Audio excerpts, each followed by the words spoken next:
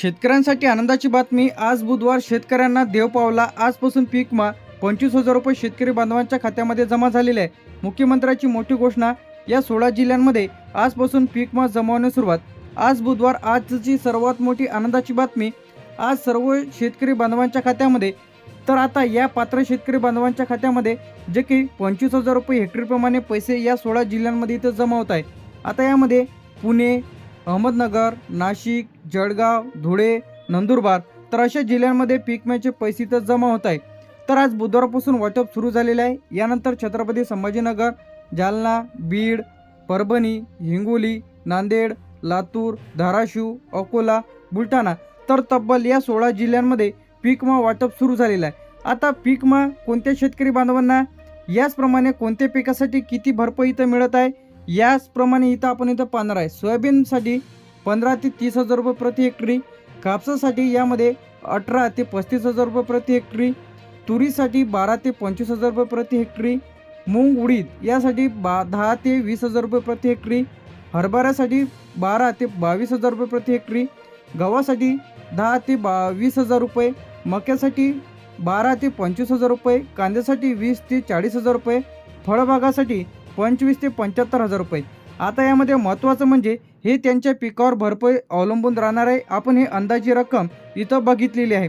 याचप्रमाणे आता या बँक खात्यांमध्ये पीक विम्याचे पैसे जे की बुधवारपासून जमा होण्यास सुरुवात।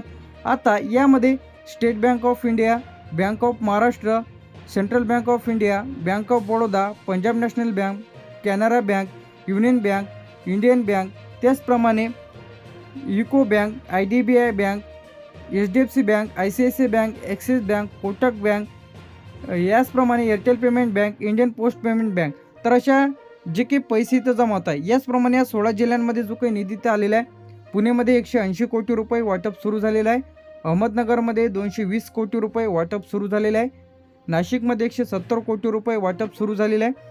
पेंडिंग जिल्ह्यांची यादी देखील आपण इथं पाहणार आहेत, तर व्हिडिओला शेवटपर्यंत बघा। जळगावमध्ये 160 कोटी रुपये वाटप सुरू झालेलं आहे, धुळेमध्ये 95 कोटी रुपये इथं वाटप सुरू झालेलं आहे। यानंतर या 16 जिल्ह्यांचा यामध्ये समावेश आहे। नंदुरबारमध्ये 85 कोटी रुपये वाटप सुरू झालेलं आहे, छत्रपती संभाजीनगरमध्ये 190 कोटी रुपये वाटप सुरू झालेलं आहे, जालन्यामध्ये 145 कोटी रुपये वाटप सुरू झालेलं आहे, बीडमध्ये 240 कोटी, परभणीमध्ये 165 कोटी, हिंगोलीमध्ये 90 कोटी, नांदेडमध्ये 210 कोटी, लातूरमध्ये 175 कोटी, धाराशिवमध्ये 130 कोटी, अकोल्यामध्ये 120 कोटी, बुलढाण्यामध्ये 150 कोटी तर या जिल्ह्यांमध्ये वाटप सुरू झालेलं आहे। यानंतर इथे आपलं पेंडिंग जिल्हे, तर या जिल्ह्यांमध्ये टाईम इथं लागणार आहे। असं नाही की एकाच वेळी पैसे इथं जमा होतील, टाईम लागणार आहे, म्हणजे प्रतीक्षित आहे। यामध्ये मुंबई शहर, मुंबई उपनगर, ठाणे, पालघर, रायगड, रत्नागिरी, सिंधुदुर्ग, सातारा, सांगली तर हे जिल्हे प्रतीक्षित आहे, म्हणजे या जिल्ह्यांमध्ये टाईम इथं लागणार आहे। यानंतर येथे कोल्हापूर, सोलापूर, अमरावती, वाशिम, यवतमाळ, वर्धा, नागपूर, भंडारा, गोंदिया, चंद्रपूर, गडचिरोली। यानंतर आता या 16 जिल्ह्यात वाटप सुरू झालेल्या उर्वरित जिल्ह्यांमध्ये लवकरच पीक विम्याचे पैसे तर जमा होईल। त्या संदर्भात सर्व आपल्या चॅनलवरती अपडेट येईल, तर तोपर्यंत चॅनलला सबस्क्राईब करून ठेवा।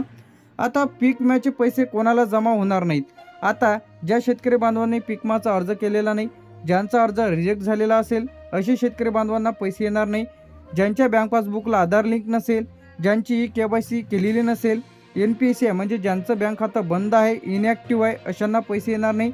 ज्यांच्या म्हणजे सर्वे झालेले नसतील, नुकसान भरपाईमध्ये बसत नसतील, तर अशा शेतकरी बांधवांना पैसे तर येणार नाही।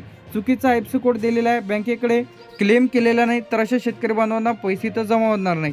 आता यामध्ये कोणत्या शेतकरी बांधवांना पैसे तर जमा होत आहे, आता यामध्ये ज्यांचा अर्ज मंजूर आहे, यामध्ये सोयाबीन आहे, कापूस आहे, तूर आहे, उडीद आहे, मूग आहे, हरभरा आहे, मका आहे, कांदा आहे, तर इतर पिकांचं नुकसान ज्या शेतकऱ्यांचं झालेलं आहे, पीक नुकसान भरपाई ज्यांनी शेतामध्ये जाऊन सर्वे केलेले आहे क्रॉप इन्शुरन्सवरती, ज्यांच्या बँक पासबुकला आधार लिंक आहे, ज्या शेतकरी बांधवांनी बँकेची KYC केलेली आहे, खातं ॲक्टिव्ह आहे, ज्यांनी क्लेम केलेला आहे, तर अशा शेतकरी बांधवांसाठी मोठी आनंदाची बातमी म्हणजे आज जो काही बुधवार आहे, आजपासून 25,000 रुपये हेक्टरप्रमाणे शेतकरी बांधवांच्या खात्यामध्ये टप्प्याटप्प्याने पीक विम्याचे पैसे जमा होत आहे।